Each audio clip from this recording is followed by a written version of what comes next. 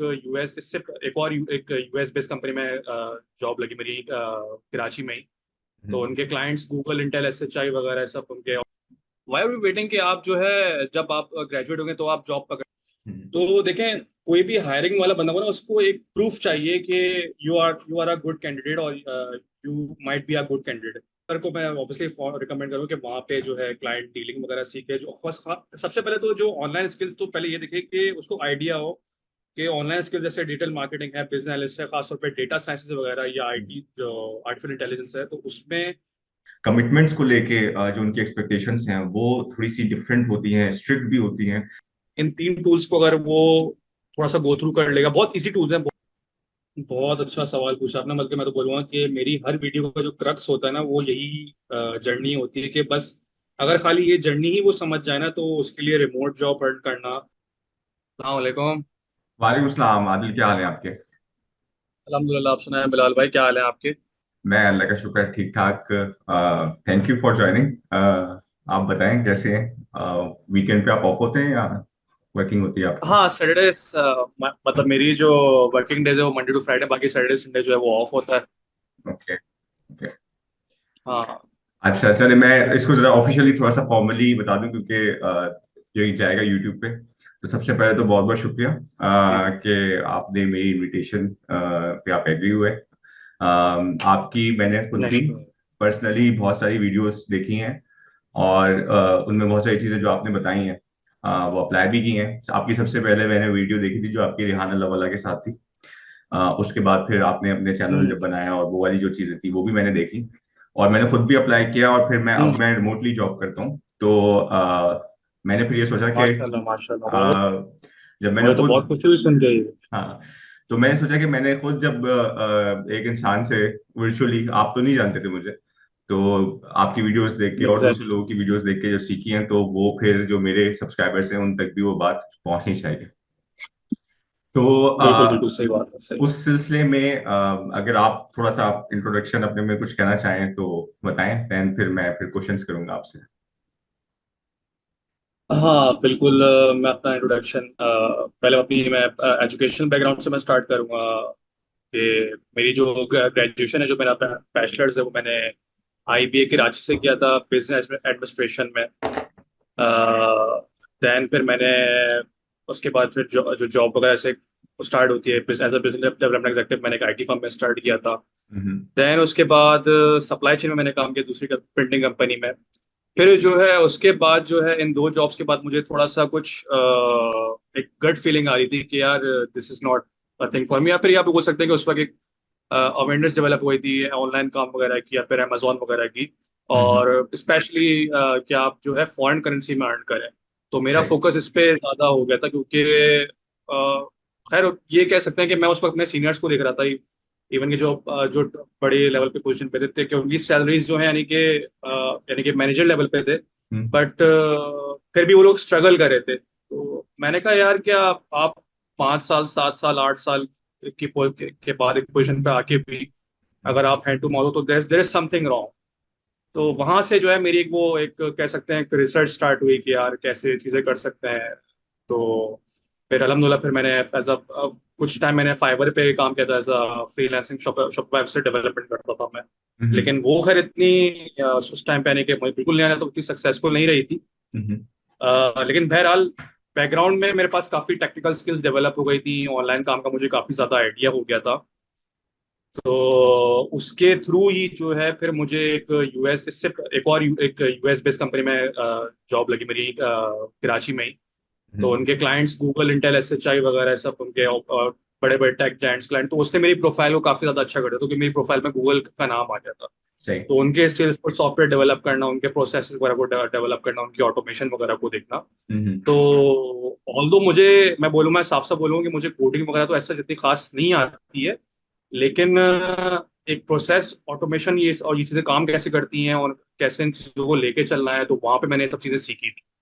सही। उसके थ्रू फिर उसके हाँ, वहाँ पे मैंने फिर कुछ अर्सा मैंने काम किया। फिर उसके थ्रू अल्हम्दुलिल्लाह जब मेरी प्रोफाइल काफ़ी स्ट्रांग हो गई थी, तो उसके थ्रू मुझे फिर ये जो अभी जिस यूएस कंपनी में मैं काम कर रहा हूँ, वहाँ पे मैं as a business development analyst काम कर रहा हूँ।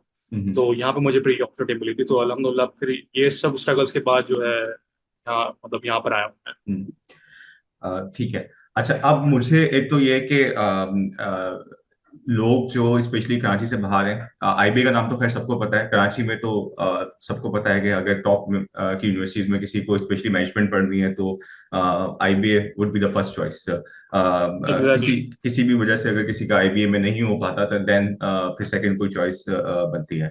तो अब इसमें एक सवाल ये आता है कि व्हाट व्हाट यू थिंक कि चाहे आईबीए का ग्रेजुएट हो या किसी और यूनिवर्सिटी के ग्रेजुएट हो, after graduation would it be good कि कुछ अरसा जो है वो जॉब की जाए, चाहे लोकल उसमें या किसी टीम के साथ एक जॉब की जाए, एक ऑफिस का एनवायरनमेंट को समझा जाए, टीम में बैठ के किस तरह से काम करते हैं, देन रिमोट की तरफ शिफ्ट हुआ जाए, या जो इस वक्त बच्चे निकल रहे हैं या अपने फाइनल ईयर्स में हैं उनको डायरेक्टली ही रिमोट जॉब्स पे फोकस करना चाहिए? What you think about it? Well it's a really good question. मैं तो उस पर बोलूंगा कि बड़ा आपने अच्छा पॉइंट रेज किया है कि ग्रेजुएशन के बाद उनको जॉब्स पे फोकस करना चाहिए। मैं तो आपको देखें साफ साफ गैप्स देखें, आपको सारे गैप्स आइडेंटिफाई करने होते हैं। वाई आर वी वेटिंग कि आप जो है जब आप ग्रेजुएट होंगे तो आप जॉब पकड़े। हम्म। इससे आप ग्रेजुएशन के मतलब जब आप फोर स्टडीज आप जब भी आप बैचलर्स आप किसी भी फील्ड में आप कर रहे हो तो इट वुड बी बेटर कि आप सेकंड ईयर से ही कोई as a part time job या फ्रीलांसिंग ही स्टार्ट कर दें, ओके। ताकि वंस यू आर ग्रेजुएटेड तो आपको ये इशू ना है कि यार आपका भी एक्सपीरियंस नहीं है। क्योंकि मैं ये देख रहा होता हूँ कि जब भी कोई फ्रेश ग्रेजुएट पास आउट होता है तो उसको सबसे पहला चैलेंज ही यही आता है कि you don't have that experience. आपका दोस्त यार जो भी है इसमें या आपकी प्रोफाइल इतनी स्ट्रांग नहीं है, तो फिर उस हिसाब से वो अपने आप को सेल आउट नहीं कर पाता है। सही। तो मेरा तो इस पे और मैंने मतलब मेरे कुछ ऐसे जिस कंपनी में काम कर रहा हूँ कुछ मतलब एक लड़के ऐसा भी है उसने ग्रेजुएशन से पहले ही 2 साल किसी कंपनी में काम किया एंड हम्म। उसकी काफी प्रोफाइल उसकी ग्रेजुएशन मतलब ग्रेजुएशन से पहले ही उसकी फिर यहाँ पे जॉब लग गई। हम्म। और तो यू शुड बी मैंने कि you should not wait for the graduation. आपके ऑब्वियसली वो थ्योरी है नॉलेज है वो सब आप डेवलप कर रहे होंगे, लेकिन मैं बोलूंगा कि ग्रेजुएशन के साथ साथ ही अपनी स्किल्स डेवलप अपनी प्रोफाइल बिल्डअप करना स्टार्ट कर दें। जो शुरू का जो पहला जो करियर का फेज है ना उसमें आप अपनी प्रोफाइल हर लिहाज से कहीं से आप उसको यानी कि लैकिंग ना हो उसमें गैप ना हो। हम्म। तो आप पहले से मैं बोलूंगा कि आप टाइम वेस्ट ना करें। अच्छा, अब इसमें एक सप्लीमेंट्री क्वेश्चन ये है कि बिकॉज आप अब रिमोट जॉब कर रहे हैं और आपने बताया कि गूगल का नाम भी आपकी प्रोफाइल में आ गया था, तो उससे भी आपको एक बूस्ट मिला अपनी प्रोफाइल की पिचिंग और जो भी आपकी सारी एप्लीकेशंस होंगी। हाँ और एग्जैक्टली। उसी में फिर आपने बताया कि ऑब्वियसली जो स्टूडेंट इस वक्त इंटरमीडिएट या आगे पढ़ रहे होते हैं उनको शुरू से ही देखना चाहिए कि उन्होंने क्या करना है और सर्चिंग करनी चाहिए। एंड मुझे तो इस बारे में अब तो खैर कोई शक नहीं है कि अगर सेकंड थर्ड ईयर से ही लोग स्टार्ट करें यूनिवर्सिटी के तो कुछ ना एग्जैक्टली कुछ उनको एग्जैक्टली। मिल जाएगा।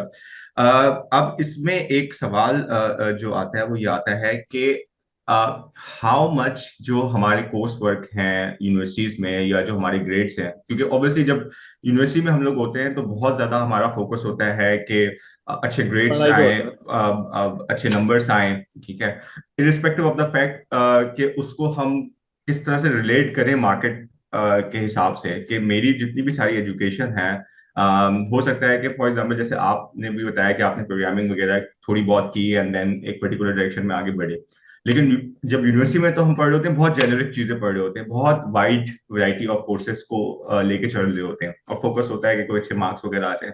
What do you think how much जो हमारा जॉब सर्कल है लोकल भी और इंटरनेशनल भी जो हमारा रिमोट आप देख रहे हैं उसमें हमारे मार्क्स जो हैं या यूनिवर्सिटी के जो नंबर्स हैं वो कितना मैटर करते हैं, या आप समझते हैं कि जो आपका स्किल वर्क है या आपने जो काम सीखा है या किया हुआ है वो ज्यादा इंपॉर्टेंट होता है? देखिए इसके दो तरीके हो सकते हैं। या तो लेट सपोज कि अगर आपने लेट सपोज कोई ऐसा बच्चा है जिसने इंटायरली स्टडीज पे फोकस किया वो उसने अभी जॉब वगैरह नहीं की है, हम्म। तो देखें कोई भी हायरिंग वाला बंदा हो ना उसको एक प्रूफ चाहिए कि you are a good candidate और you might be a good candidate. तो इधर you should have a good profile यानी कि आपने काम किया हो, या इधर कि आपके मार्क्स आपकी सीजीपीए जो है वो जो है क्या वो? आउटस्टैंड कर रही हो बाकी सबसे। ओके। तो फिर भी मेरा जो ये है कि जो प्रैक्टिकल वर्ल्ड है जो जॉब मार्केट के मैं बारे में बोलूंगा कि उनका जो वेटेज ज्यादा एक्सपीरियंस पे ही होता है। तो ऐसा नहीं है कि मार्क्स पे नहीं होता, यू कैन लेकिन ज्यादा फोकस अब ऐसा भी नहीं कि आप मार्क्स को बिल्कुल भूल जाए या आपकी 3 से नीचे CGPA चलिए, ऐसा भी नहीं है। हम्म, अ, उसको मेंटेन करते हुए आप अगर आप जॉब कर सकते हो तो वेल एंड गुड है। या फिर उस, क्योंकि मैंने ऐसा भी देखा है टू बी ऑनेस्ट, कि जिनकी 3.8 3.9 CGPA है, लेकिन उनका बिकॉज एक्सपीरियंस नहीं है, वो स्किल डेवलप नहीं है, वो लोग फिर भी स्ट्रगल कर रहे होते हैं, to be honest. Hmm, hmm, तो you have to think critically, साफ सी बात है। अगर आप ने काफी काम किया हुआ है तो आपकी वो क्रिटिकल थिंकिंग के एनालिसिस इंक्रीज हो जाती है, जिससे आप गैप आइडेंटिफाई कर जाते हैं। मैं बस ये चाहूंगा इस पॉडकास्ट से, इसके एंड में जो भी देख रहा है, कि उसको बस ये आइडिया हो जाए कि उसकी प्रोफाइल में क्या लैकिंग है और किस तरह से वो उसको हम्म, हिट कर सकता है। अगर वो ये चीज सीख गया ना, फिर वो हम्म, कहीं मार नहीं खाएगा। हम्म। अच्छा, इसमें अच्छा वो आपने पॉइंट हाईलाइट किया। इसमें मैं आपकी भी कुछ वीडियोस हैं जिसमें आपने ये वाला पॉइंट हाईलाइट भी किया हुआ है, बताया हुआ भी है लिंक्डइन की प्रोफाइल वगैरह पे किस तरह से काम करना है। इस पॉइंट पे मैं आऊंगा आगे ना। लिस्टिंग में मेरे क्वेश्चंस में है ये पॉइंट के प्रोफाइल को किस तरह से कर सकता है कोई भी एक स्टूडेंट या जो भी इवन जो जॉब भी कर रहे हैं। क्योंकि आप इस बात पे भी काफी अपनी वीडियोस में बात करते हो कि अगर आप लोकली जॉब कर रहे हैं, आप कुछ पैसे कमा रहे हैं, ऑब्वियसली उससे 3-4 टाइम्स आप उन्हीं स्किल्स को कुछ बेहतर करके या कुछ स्किल्स ऐड करके अगर आप बाहर जॉब करें तो वो कमा सकते हैं। तो बट ऑब्वियसली उसमें फिर बहुत सारी चीजें इन्वॉल्व रहती हैं जिसमें एक प्रोफाइल भी शामिल है। मेरा आप क्वेश्चन इस वक्त ये है कि आपने स्टार्ट किया था फाइवर से, देन फिर आप इम्प्रूव हुए, गूगल पे गए, फिर आप इम्प्रूव हुए, आपको यूएस में रिमोट जॉब मिल गई, एंड आई थिंक आप अभी वही उसी पे कर रहे हैं काम। ये जो जर्नी है, अगर एक यूनिवर्सिटी स्टूडेंट है, 3rd year 4th year final year में एग्जिट हो रहा है, जॉब ढूंढ रहा है, तो इस जर्नी को वो कहाँ से स्टार्ट करे? बिकॉज जब हम बात करते हैं फ्रीलांसिंग की, तो फ्रीलांसिंग का कोई एक टूल तो है नहीं, ठीक है। फाइवर भी है, अपवर्क, इन दो का नाम सबसे ज्यादा लोगों को पता है, बट इसके अलावा भी 8-10 टूल्स और भी हैं जिसपे लोग सर्च करते हैं, काम करते हैं। लेकिन अगर मैं आपसे पूछूं, being IBA graduate, because obviously आपने अगर आईबीए से पढ़ा है तो इसका मतलब यह है कि पीछे कुछ अच्छा करते हुए आए होंगे तभी आप उस यूनिवर्सिटी तक पहुंचे हैं। तो being IBA graduate, what you think के it would be better to, अगर आपने रिमोट काम करना है तो आप डायरेक्टली रिमोट जॉब पे फोकस करो, या रादर के पहले आप फ्रीलांसिंग थोड़ी सी करो, थोड़ा सा समझो इंटरनेशनल क्लाइंट्स को, एंड देन रिमोट वर्क पे जाओ? What would be the best option किसी भी ग्रेजुएट के लिए? उसके लिए बेस्ट रोड मैप यही होगा कि वो पहले फ्रीलांसिंग के जो प्लेटफॉर्म्स हैं, जैसे अपवर्क हो गया, फाइवर तो मैं खैर रिकमेंड नहीं करूंगा क्योंकि हाँ। पता कर आपको मामला। तो अपवर को मैं ऑब्वियसली रिकमेंड करूँ कि वहाँ पे जो है क्लाइंट डीलिंग वगैरह सीखे। जो सबसे पहले तो जो ऑनलाइन स्किल्स, तो पहले ये देखे कि उसको आइडिया हो कि ऑनलाइन स्किल्स जैसे डिजिटल मार्केटिंग है, बिजनेस एनालिस्ट है, खासतौर पे डेटा साइंसेज वगैरह, या आईटी जो आर्टिफिशियल इंटेलिजेंस है, तो उसमें ये चारों स्किल्स वो एक बार गो थ्रू करे। जो भी बच्चा है हमारा, 6 महीने 8 इनको गो थ्रू करे, फिर उनमें सेलेक्ट करे कि उसमें से उसमें वो क्या कौन सी पसंद है या किसमें वो एक्सेल करना चाह रहा है। हम्म, उस स्किल को लेते हुए वो अपवर्क पे एटलीस्ट मैं बोलूंगा 1.5-2 साल वो दे। यानी कि अगर वो सेकेंड ईयर स्टूडेंट है तो ग्रेजुएट से पहले 1.5-2 साल दे, क्लाइंट को हम्म, समझे, अपवर्क के प्रोसेस को समझे। वहां पे अगर उसको लॉन्ग टर्म क्लाइंट मिल जाता तो वेल एंड गुड, उसको फिर रिमोट जॉब हंट करने की जरूरत नहीं पड़ेगी। हम्म, लेकिन ये है कि उसको एक आइडिया हो जाएगा कि उसको कैसे क्लाइंट को हैंडल करना है, कैसे क्लाइंट से बात करनी है, क्या उसकी रिक्वायरमेंट्स गैदरिंग होती है, किस तरह से चीज देखनी है। देन फिर अगर वो चाहे तो फिर वो रिमोट वर्क, जो यूएस से कंपनीज, उनको अपनी दिखा सकता है कि यार मेरे पास प्रूफ है, देखो मैंने इन कंपनीज को मैंने ये काम किया हुआ है, ये मैंने ये इम्पैक्ट डाला हुआ है। अब तो वो मेच्योर है उन चीजों को टारगेट करने के लिए। I think very well said, because universities में जब हम लोग पढ़ रहे होते हैं तो क्लाइंट हैंडलिंग किस तरह से करनी है, और वहाँ पे कमिटमेंट्स के लेवल किस तरह से मीट करने हैं, मेरे ख्याल से वो लोकली हमें ना यूनिवर्सिटीज में पता होता है, और लोकल अगर हमने जॉब भी की है तो उतना एक्सपीरियंस उस चीज़ को लेके नहीं होता। हाँ तो अगर शुरू में आप थोड़ा सा फ्रीलांसिंग में टाइम देके इस चीज को समझ लें और आपके अंदर ये आ जाए, तो रिमोट वर्क करना फिर ज्यादा आसान होगा। अच्छा, एग्जैक्ट। इसमें मुझे एक चीज और आपसे पूछनी है कि चूंकि अब थोड़ा आपको वक्त हो गया है, कल्चरल और टाइम डिफरेंसेस को किस तरह से मैनेज करते हैं? क्योंकि जाहिर सी बात है, यहाँ का जो बच्चा है, ठीक है, उसको अगर अच्छी यूनिवर्सिटी से पढ़ा हुआ है, पीछे बैकग्राउंड उसका अच्छा है, तो अंग्रेजी तो उसको थोड़ी बहुत बोलना आती होगी। लेकिन ऑब्वियसली थोड़े से कल्चरल डिफरेंसेस भी होते हैं, टाइम मैनेजमेंट के एतबार से भी उनकी जो कमिटमेंट्स को लेके जो उनकी एक्सपेक्टेशंस हैं वो थोड़ी सी डिफरेंट होती हैं, स्ट्रिक्ट भी होती हैं। तो उसको आपने किस तरह से सीखा, किस तरह से मैनेज किया, उसके बारे में यंग लोगों को आप कैसे गाइड करोगे? हाँ, ये एक मैं बोलूंगा चैलेंज रहता है खासतौर पे टाइम के लिहाज से, क्योंकि अगर स्पेशली अगर आप यूएस कंपनी को टारगेट करेंगे, टाइम डिफरेंस काफी ज्यादा है। अगर वहाँ पे सुबह के कुछ 8 बजे तो यहाँ पे शाम के 6 बजे होते हैं। तो और अनफॉर्चुनेटली आपको जो है, अगर आपको जैसे प्रॉब्लम किस कुछ होते हैं ऐसे, वो मॉर्निंग पर्सन होते हैं, तो हम्म। उनको स्पेशली प्रॉब्लम होती है थोड़ी सी इन इन वर्किंग आवर्स में काम करने के लिए। तो खैर बहरहाल, अगर ऐसे लेट सपोज आपका कोई क्लाइंट लॉन्ग टर्म क्लाइंट बन जाता है फ्रीलांसिंग पे, तो फिर भी आप उसको मैनेज कर सकते हैं अपने हिसाब से। आप उसको चेंज, यानी कि जब आपके साथ एक अंडरस्टैंडिंग डेवलप हुई क्लाइंट के साथ, तो आप फिर भी अपने टाइम के हिसाब से उसको मैनेज कर सकते हैं। लेकिन लेट सपोज अगर आप किसी यूएस कंपनी में एज अ रिमोट जॉब कर रहे हैं और उसकी अगर रिक्वायरमेंट है कि आप यूएस आवर्स में आपको एक्टिव अवेलेबल रहना है, तो then you have to work for like 6 to 2 और 7 to 3, जो उनकी जो टाइमिंग्स होती हैं। हम्म। हाँ, अगर लेकिन कोई यूरोपियन कंपनी है ऐसे जर्मनी की या फिर कहीं और की, तो उसमें खाली 2 घंटे का फर्क होता है, तो उसमें इतना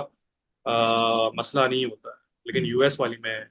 बाकी कल्चरल डिफरेंस का मैं ये बोलूंगा कि जैसे आपने कहा कि भाई अगर लेट्स सपोज कोई अच्छे प्रिविलेज बैकग्राउंड से आ रहा है, तो उसको ऑब्वियसली कल्चर में अपने आप को मोल्ड करना इतना मुश्किल नहीं होता है। लेकिन लेट सपोज अगर कोई अनफॉर्चुनेटली नहीं है, तो मैं तो सबसे पहले बोलूँगा कि वो अपनी जो भी इंग्लिश लैंग्वेज कम्युनिकेशन है हम्म। उनको डेवलप करे ज़्यादा से ज़्यादा, और फ्रीलांसिंग के थ्रू उससे सीखे किस तरह से क्लाइंट को समझना है, और अपनी कम्युनिकेशन स्किल्स पे सबसे इंग्लिश लैंग्वेज पे सबसे ज़्यादा काम है, तो वो इन चीज़ों को कवर कर लेगा। बाकी टाइम डिफरेंस का मैं बोलूँगा कि जो, मैं टू बी ऑनेस्ट मैं पर्सनली थोड़ा एक नाइट आउल पर्सन हूँ, तो मुझे इतना इशू होता नहीं। नहीं है। लेकिन जो मैं कुछ जो जो मैं बोलूँगा, जो हाँ, ये पता होना चाहिए कि अगर वो वाकई में मॉर्निंग पर्सन है और जो क्लाइंट है या जो भी जॉब है वो इस पे एग्री नहीं करते हैं कि आप के हिसाब से अपनी आपका अथॉरिटी हो कि आप आपकी अपनी टाइमिंग हो, या वर्क जो है वो आप अपने हिसाब से डिलीवर करें, आप उस टाइम पे अवेलेबल हो, तो उसके लिए ऑब्वियसली मुश्किल होगी ये। हम्म। अच्छा, अब मुझे एक चीज आपसे एक और ये पूछनी है कि फर्स्टली आप अभी मैरिड हैं या नहीं हैं?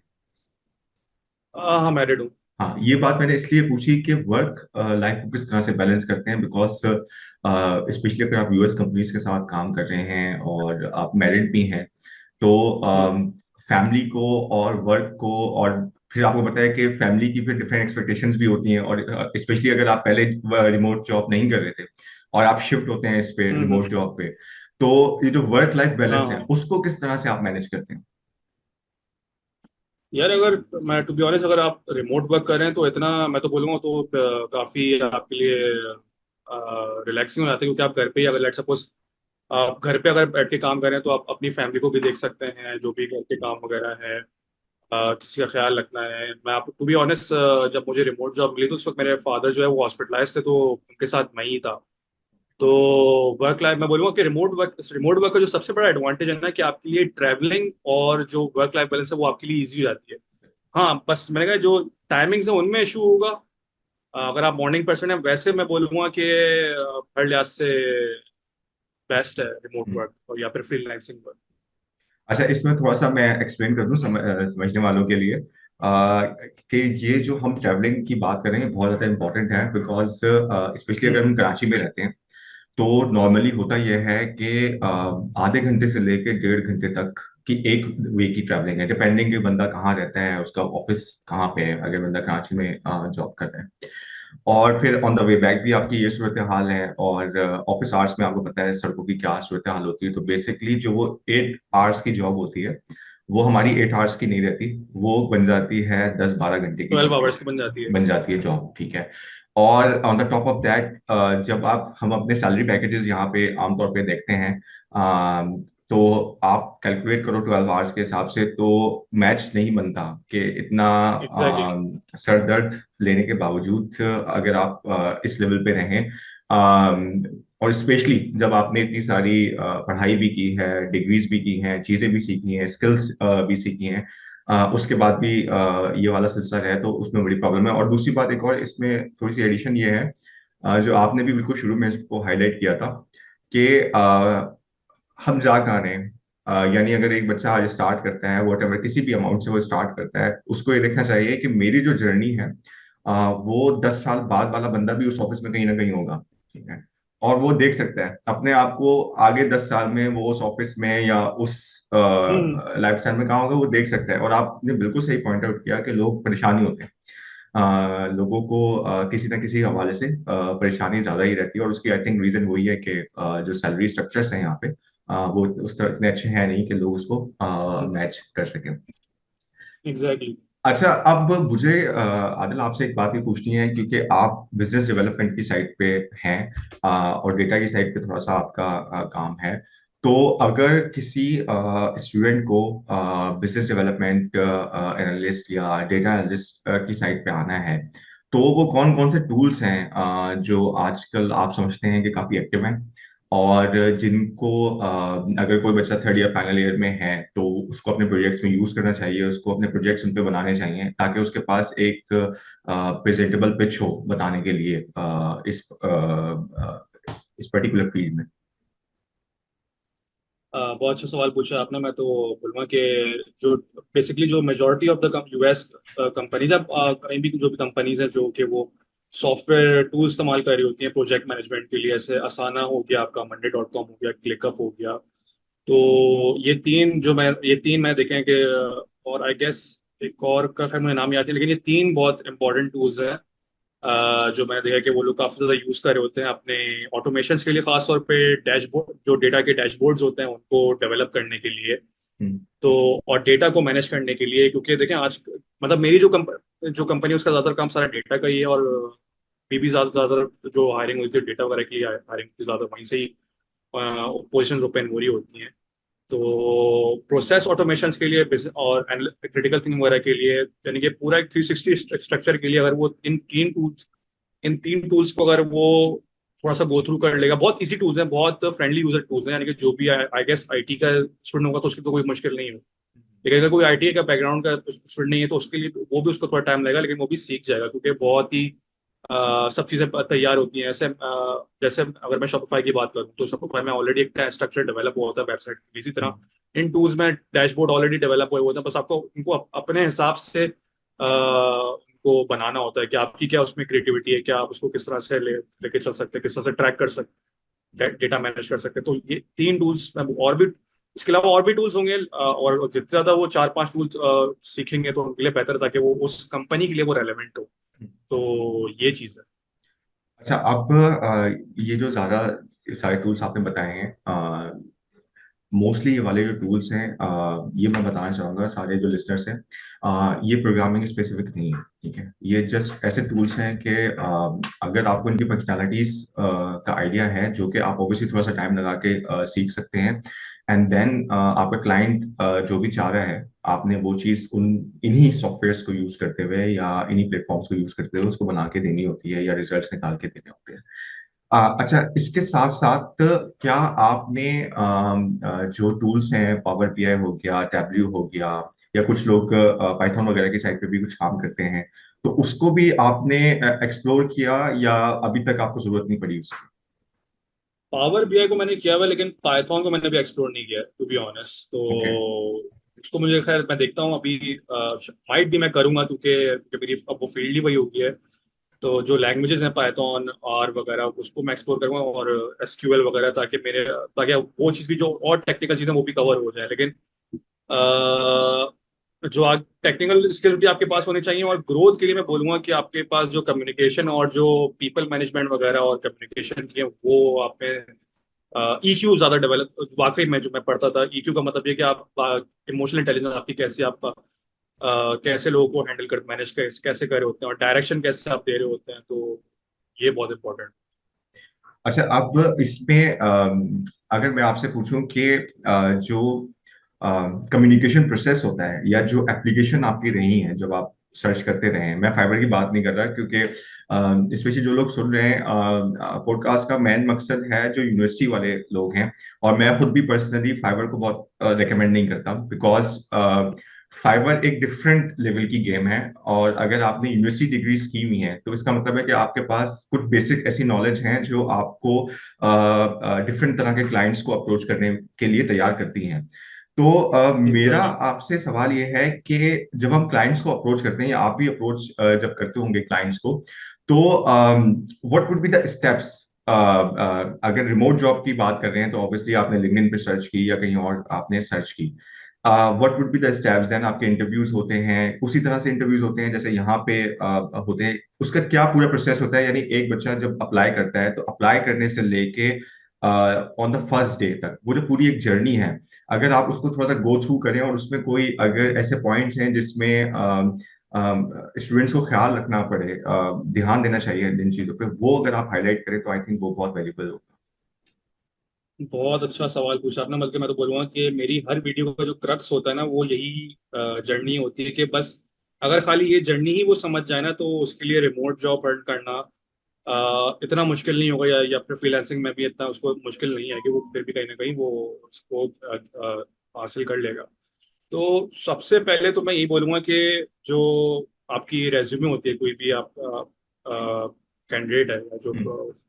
आपकी प्रोफाइल है, ठीक है। अब मेरा जो है मतलब मैं किसी उसको स्ट्रक्चर को खैर जो बेसिक स्ट्रक्चर है, टेम्पलेट वगैरह है, उसको तो मैं ऑब्वियसली फॉलो करता हूँ।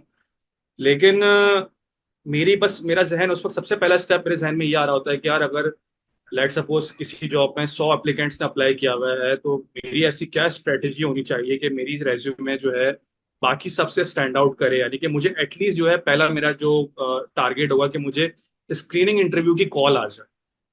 ठीक है। तो अब ये चीज जो है मैंने सीखी थी अपनी फ्रीलांसिंग से ही, कीवर्ड्स वगैरह कैसे आप इंक्लूड करते हैं, तो वही स्किल हम्म। मैंने अपनी रेज्यूमे पे अप्लाई करी।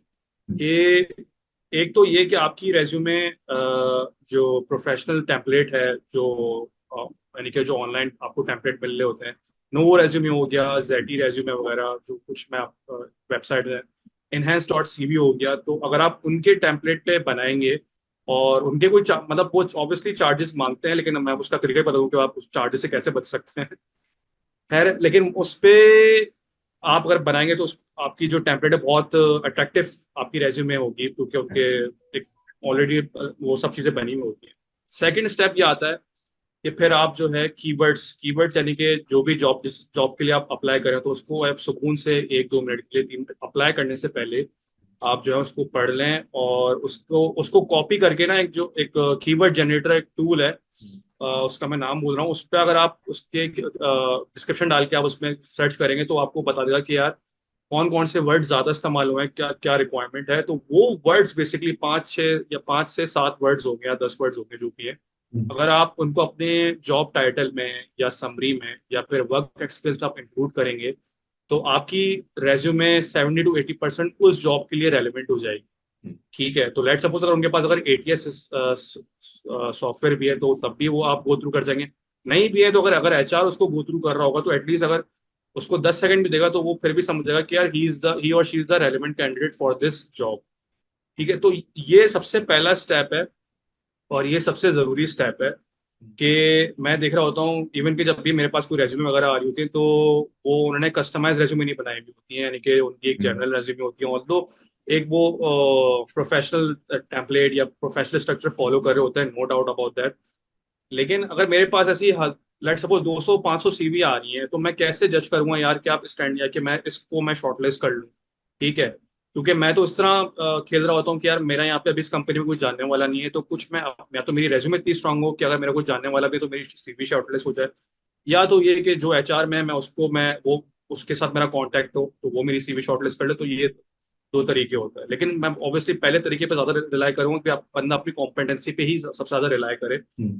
कि उसने रेज्यूमे पे अच्छा खासा काम किया हुआ हो। अपनी रेज्यूमे में पहले तो देखे कि गैप्स कितने हैं, और जो कीवर्ड्स उसने निकाले हैं उस जॉब डिस्क्रिप्शन से जिस जॉब पे वो अप्लाई कर रहा है, तो जब वो उस कीवर्ड्स को अपने रेज्यूमे पे इंक्लूड करता, तो क्या तो उसमें जो डिफरेंस है वो कम हुआ है क्या, उसकी रेज्यूमे अब 70 to 80% इस काबिल मैच कर रही है हम्म। कि वो उस जॉब पे अप्लाई कर सकता है या नहीं कर सकता। तो ये पहला स्टेप हो गया।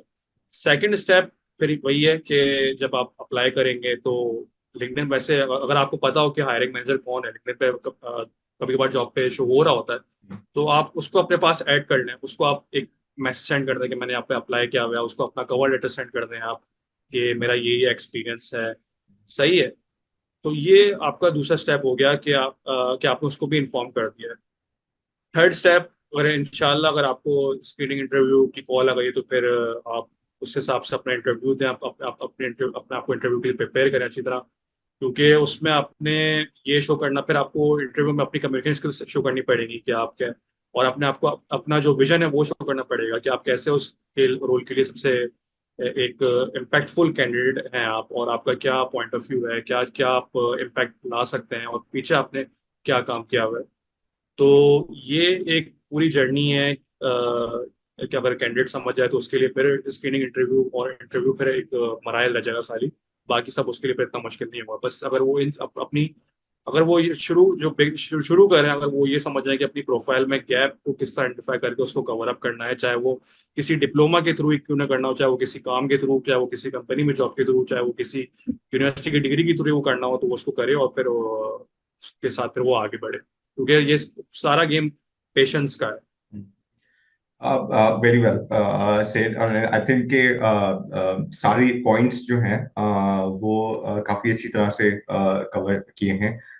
इसमें एक चीज बहुत ज्यादा इम्पोर्टेंट जो एज अ सप्लीमेंट मैं बताना चाहता हूँ, होता यह है कि बाज़ औक़ात जब हम कंटिन्यूअसली अप्लाई कर रहे होते हैं तो समटाइम्स ऐसा होता है कि आउट ऑफ डेस्परेशन हम जो ये कीवर्ड्स हैं और ये डिटेलिंग है ये मिस कर जाते हैं। और वो जो आपने बात की ना कि एग्जैक्टली। आपके पास सीवीज तो आ रही हैं और प्रॉपर फॉर्मेट पे भी हैं, लेकिन वो जो कस्टमाइज होनी चाहिए उस सीवी को उस पर्टिकुलर जॉब को लेके, वो वाली चीज बहुत दफा मिसिंग हो जाती है। और आई थिंक उसकी एक रीजन मैंने आपको बता दी कि वो ये भी हो सकती है कि अगर काफी अरसे से आपको ये चीज हिट नहीं करती तो आपको लगता है कि शायद बस हर जगह अप्लाई करना है। But exactly. Obviously exactly. Focus होके अप्लाई करना और चीज़ों को देख के अप्लाई करना बहुत ज़्यादा ज़रूरी है। और जो सारी चीज़ें आपने बताई हैं वो बहुत इंपॉर्टेंट चीज़ें हैं। ये सारी चीज़ें मैंने फॉलो की हैं एंड इट ऑल वर्क। तो मुझे तो इस बारे में कोई भी शक नहीं है। एक चीज़ मुझे आपसे ये पूछनी थी कि स्पेशली जो कि हम पाकिस्तान में रहते हैं, तो यहाँ पे ऑब्वियसली बहुत सारे ऐसे स्टूडेंट्स भी हैं जहाँ पे जिनको मुख्तलिफ प्रॉब्लम्स हैं, यानी किसी को लाइट का कभी कोई प्रॉब्लम होता है, इंटरनेट का कभी कोई प्रॉब्लम होता है। तो जब आप फ्रीलांसिंग कर रहे होते हैं या रिमोट जॉब कर रहे होते हैं तो आपने इस चीज़ को किस तरह से मैनेज किया? क्योंकि ऑब्वियसली मैं यूएस के क्लाइंट को ये नहीं कह सकता कि भाई मेरी लाइट चली गई थी या एग्जैक्टली, वो तो उनको तो यकीन ही नहीं आएगा। उनको तो समझ में नहीं आती ना ये बात कि ये हाँ, भी उनको, कोई प्रॉब्लम हाँ, होती उनको है। समझ नहीं आता। एग्जैक्टली, एग्जैक्टली, ये प्रॉब्लम है। तो प्रॉब्लम। अब मैं तो खैर अल्लाह का शुक्र है विद टाइम, क्योंकि मैं बहुत लेट आया हूँ। मैंने तकरीबन 13 साल जो है नॉर्मल जॉब की है। और अच्छा, उसके अच्छा। बाद मैं विद टाइम जब मुझे ये समझ में आ गई, मुझे बहुत लेट समझ में आई। मैं 2010 का पास आउट हूँ एनईडी का। और अच्छा, अच्छा। तकरीबन 13 साल जॉब की है, उसमें कुछ ऐसा मैंने बाहर भी जॉब की है। बट जब बात बात समझ में आ गई तो फिर मैं ऐसा ऐसा मूव हुआ। और ये है कि मैंने एज अ बैकअप के तौर पे सोलर वगैरह और ईपीएस वगैरह सारे लगाए हुए हैं ताकि ये वाली प्रॉब्लम्स ना आए। लेकिन इस प्रॉब्लम को अगर आती है तो बच्चे को कैसे वो सॉर्ट आउट करे, बिकॉज स्पेशली उन जॉब्स पे जहाँ पे आपको मतलब ऑनलाइन रहना होता है, वो ट्रैक कर रहे हैं आपको, या कोई मीटिंग चल रही है, अचानक से आपके इंटरनेट्स आगे पीछे हो जाएं, तो वो किस तरह से आपके साथ अगर कभी ऐसा हुआ तो आपने कैसे इसको मैनेज किया है? यार मतलब टू बी ऑनेस्ट, मैं तो मोबाइल जो स्क्रीन होती थी उसमें मैं हॉटस्पॉट से कनेक्ट कर लिया करता था, और वो इसी ओके। तरह मैं मैनेज करता था। या तो अगर लेट सपोज मेरा मोबाइल चार्ज नहीं है, किसी फॉर फॉर एनी रीजन के, लाइट नहीं है घर पे जो भी है, तो मैं तो किसी दोस्त के घर चला गया कि यार नेट चाहिए, तो या फिर मुझे याद है एक बार तो ऐसा भी हुआ था, मैं शायद केएफसी में बैठ के काम कर रहा था मैं, तो हम्म। केएफसी के जो भी वहाँ जो मैकडोनल्ड्स है, केएफसी वगैरह, या जो भी कोई और, खैर केएफसी का नाम भी ले लिया मैंने। तो बहरहाल जो, हाँ, जो बहरहाल दूसरे कहीं कोई जगह में वो ऑब्वियसली, लेकिन मैं अपना एक बैकअप बना के जरूर, क्योंकि देखें, ये आपने बहुत अच्छा पॉइंट रेज किया है कि जो यहाँ की आवाम, उसको लगता है कि हम अगर ये एक्सक्यूज देंगे कि तो वो हम हमारे साथ एम्पैथाइज करेंगे कि हमारे पास बिजली नहीं है, नेट नहीं है, लेकिन क्योंकि उन लोग के बिल्कुल भी प्रॉब्लम नहीं है, और इवन तक कि मैं 1 महीने यूएस में रहा हूँ तो वहाँ तो ये प्रॉब्लम होती ही नहीं है, तो वो इस चीज को तो एक्सेप्ट करेंगे नहीं, और उनका तो सारा, उनकी तो बल्कि साइकी है कि एक एक मिनट उनके लिए बहुत कीमती होता है। अगर लेट सपोज आप किसी वजह से मीटिंग में नहीं आ पाए तो उस चीज़ को बहुत बहुत बुरा मानते हैं। हम्म, तो ये चीज़ बहुत खास तौर पर ध्यान रखिए कि जब भी लेट सपोज अगर मीटिंग है, हम्म। तो कुछ भी करके आपके पास लाइट है कुछ नहीं, आपको कहीं ना कहीं से आपको नेट उस जगह पे जाना होगा कि वहाँ पे इंटरनेट अवेलेबल हो। एक तो बहुत आपकी इंस्पिरेशनल स्टोरी है ऑनेस्टली स्पीकिंग। और ये शुक्रिया मेरे भाई। लिए जो लोग देख रहे हैं और जो स्पेशली यूनिवर्सिटी में हैं या जॉब कर रहे हैं और स्विच करना चाहते हैं, इम्पॉर्टेंट चीज ये है कि एक विल होनी चाहिए कि मैंने करना है। जैसे अब आपने बिल्कुल बताया बिल्कुल। कि अगर मेरे पास नेट का कोई इशू आ रहा था तो मैं अपने मोबाइल के हॉटस्पॉट पे स्विच हो गया, या वहां पे मुझको कोई प्रॉब्लम आ रही थी तो मैं किसी रेस्टोरेंट चला गया, किसी दोस्त के पास चला गया।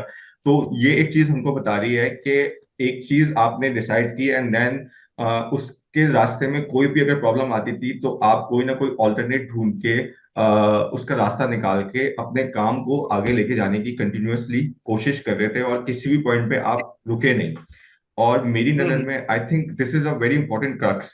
अगर कोई एग्जैक्टली। भी काम करना है हमने और रिमोटली करना है, और जबकि हमको ये बात पता है कि वहाँ पे इन सारी चीज़ों को लेके बहुत ज़्यादा उन चीज़ों को अहमियत दी जाती है, तो हमें हमारे लिए ज़रूरी है कि हम उन चीज़ों को एज अ बैकअप कुछ ना कुछ रखें, कोई रिडंडेंसी रखें अपने पूरे सिस्टम में, ताकि कोई भी चीज़ अगर आगे पीछे होती है तो क्लाइंट हो हमारा, या अगर हम रिमोट जॉब कर रहे हैं तो जो हमारा एम्प्लॉयर है उसके सामने हमारी जो वैल्यू है उसमें कोई भी कमी नहीं आनी चाहिए, और हमारा जो एग्जैक्टली जॉब है वो एग्जैक्टली। कंटिन्यूअसली चलनी चाहिए। अच्छा, एक एग्जैक्टली। चीज मुझे आपसे और ये पूछनी थी, what you think about growth opportunities. So the journey starts from or your journey started from freelancing. उसमें आपने चीजें सीखी, पॉलिश किया, then you are doing remote work, उसकी भी सारी नोक पलक को अब काफी हद तक आपने, इस जर्नी को आप कहाँ देखते हैं? ये कहाँ जाती है ये जर्नी आगे? इस जर्नी को मैं यही बोलूँगा कि जब तक आपने आपकी अपनी स्किल्स को आप पॉलिश कर रहे हैं और यानी कि जहाँ भी आप हैं अगर आप वहाँ पे इम्पैक्ट क्रिएट कर रहे हैं तो obviously you will have both opportunities. मेरा तो देखें अल्हम्दुलिल्लाह, यानी कि फिर जब मैं इस तरफ आया तो कुछ ऐसे मुझे मैं बोलूँगा कि उस्ताद वगैरह कुछ ऐसे मिलते थे यानी कि मतलब मेरी फैमिली में से ही। तो उन्होंने बस एक बात ये मुझे समझा दी थी कि बेटा कभी पैसे के पीछे नहीं भागना, और जो भी तुम्हारा काम होगा उस पर तुम इम्पैक्ट क्रिएट कर रहे हो तो ग्रोथ तुम्हारी ऑटोमेटिकली एक्सपोनेंशियली हर दिन हर रोजाना होगी। जो भी अगर तुम्हारा कोई काम ऐसा है हम्म, कि भले तुम्हारा वो किसी तुम्हारे तुम्हारी सलाहियत ऐसी है, तुम्हारा माइंड ऐसा है, जो भी है, तो ग्रोथ तो खैर बहुत है। और खासतौर पर रिमोट वर्क में तो बोलूंगा कि ग्रोथ काफी ज्यादा है, स्पेशली जो अभी जिस तरह के ग्लोबल सिनेरियो है। मैं इसलिए बोलूंगा कि रिसेशन चल रहा है और आई गेस ये सबसे वर्स्ट रिसेशन हुआ आई माइट बी, क्योंकि हम लोग शायद वर्ल्ड वॉर 3 के करीब वो माइट बी। तो अब वहां पे जो है जॉब्स, यानी कि उन लोग को भी काफी ज्यादा लो कॉस्ट लेबर्स या आप कह सकते हैं स्किल्ड वर्कर्स चाहिए, चाहे वो यूरोप की साइड से हो चाहे वो यूएस की साइड से हो। तो अगर लेट सपोज किसी को पाकिस्तान में रहते हुए रिमोट जॉब करनी तो वो लिंक्डइन से यहाँ पे अप्लाई करे तो उसके पास और उसकी प्रोफाइल डेवलप हुई है तो इट्स रिलेटिवली इजी कि उसको जॉब मिल जाए। ठीक है। बाकी ये कि ग्रोथ इसमें है, अगर कोई बाहर जाना चाहता है तो ऑब्वियसली वो एक अलग सिनेरियो है, लेकिन मैं बोलूँगा अगर आपके पास एक अपॉर्चुनिटी है कि आप पाकिस्तान से बैठ के ही 1,000 2,000 डॉलर कमा सकते हैं तो पहले आप उस चीज़ को कवर अप करें ताकि आपकी प्रोफाइल बिल्ड हो। फिर अगर आपको अगर कुछ और मास्टर्स वगैरह बाहर करने जाना हो तो आप एक कॉम्प्रोमाइजिंग पोजीशन पे नहीं होंगे कि आप वहाँ पे कोई और जॉब कर रहे हो, कोई ऐसी जॉब या फिर हैंड टू माउथ हो।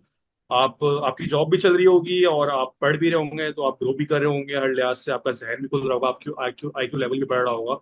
तो that should be the strategy for the growth side. ये बहुत अच्छा इंपॉर्टेंट पॉइंट है। एक चीज मुझे और आपसे पूछनी थी कि जब हम इंटरनेशनली अप्लाई करते हैं स्पेशली रिमोट जॉब के लिए, तो समटाइम्स लोगों को प्रॉब्लम आती है जॉब ऑथराइजेशन को लेके। तो इसका सोल्यूशन एक तो ये है कि ऑब्वियसली जब मेरी काफी पहले आपसे बात हुई तो आपने कहा कि फोकस करें उन कंपनीज को जिन जो रिमोट अप्लाईज या ऑफशोर अप्लाईज को लेती हैं, तो वो वाली चीज मेरी समझ एग्जैक्टली। में आ गई। कि हमें उन कंपनीज को टारगेट नहीं करना जो कि ऑथराइजेशन ऑफ वर्क मांगती हैं। लेकिन आपने मुझे ये पूछना था कि आपने क्या जो वहां पे एज इंडिविजुअल कॉन्ट्रैक्टर या जिसको 1099 या फॉर एग्जांपल C2C कॉन्ट्रैक्ट्स कहते हैं, उस पे भी कुछ चीजें एक्सप्लोर की हैं? उस पे कई है, लेकिन उस पे इतनी मेरी रिसर्च नहीं है। लेकिन ये आपने बहुत सही पॉइंट रेज किया कि ये बहुत बड़ा एक प्रॉब्लम है।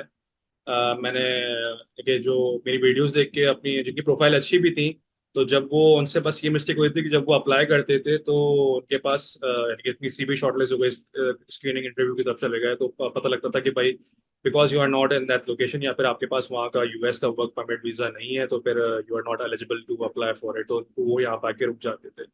तो फिर मैंने जो है इसको फिर मैंने यही किया, क्लैरिफाई किया कि कंपनीज हैं ऐसी, और मतलब obviously not in a large number, लेकिन हैं ऐसी कंपनीज। और बहुत सी के तो मुझे नाम भी नहीं पता, मैं तो ऑब्वियसली अपनी वीडियोस में उनके बारे में बता रहा होता हूँ जिनके मुझे नाम पता होते हैं। अनफॉर्चुनेटली जो लोग काम कर रहे होते हैं सब, और सब नहीं बताते कि वो क्योंकि उनको पता लगता है कि भाई नजर लग जाएगी, जो भी है अपना जो एक्सक्यूज होता ओके। है। हाँ, मुझे नहीं, मुझे मैं ऑब्वियसली मतलब मेरा यहाँ पे ऑफिस क्लिफ्टन में ऑफिस गए, तो उस फोरम मॉल पे ना हाँ कराची में, हाँ हाँ। तो वहाँ पे कुछ ऑफिस, वहाँ पे गया तो मुझे आइडिया हुआ कि कुछ जर्मनी जर्मनी के ऑफिस थे या फिर किसी और कंपनी के ऑफिस थे जो कि वो खुद भी फॉरेन करेंसी में पे कर रहे थे। तो ऑल्दो आई गेस उनकी शायद रिमोट जॉब, ये मुझे पता कि रिमोट जॉब थी या नहीं थी, लेकिन देर आर कंपनी जो कि आपको फॉरेन करेंसी में पे कर रहे होते हैं। हम्म।